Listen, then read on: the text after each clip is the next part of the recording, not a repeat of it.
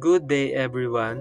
Today, I will be introducing the film Unfriended Dark Webs, a 2018 techno thriller directed by Stephen Susko. The movie features characters such as Colin Woodell as Matthias O'Brien, Stephanie Nogueras as Amaya De Soto, Andrew Lees as Damon, Betty Gabriel as Nari Yasmin, Rebecca Rittenhouse as Serena Lange, Connor Del Rio as AJ, and lastly, Severina Windiani as Lex.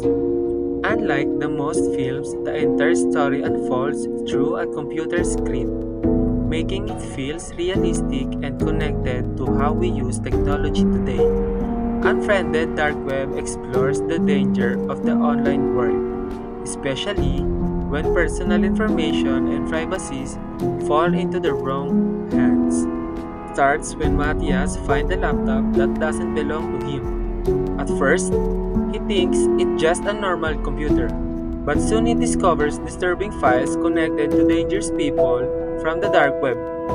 While Matthias is on a video call with his friends, the real owners of the laptop begins to hack their devices. They watch them through webcams, control their accounts, and threaten them one by one. As the story continues, the group faces deadly consequences because of the hackers. Yes, the movie shows several ICT trends that we use today. One example is video conferencing, which the friend used to communicate. Another is cloud storage and file sharing, which the hackers use to hide files.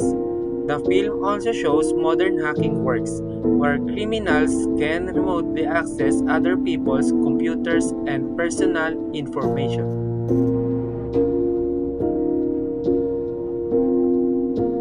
Yes, there are many internet threats shown. This includes hacking, identity theft, privacy invasion, and the danger of the dark web. The hacker in the films control webcams, track locations, read private messages, and even manipulate what the characters see on their screen.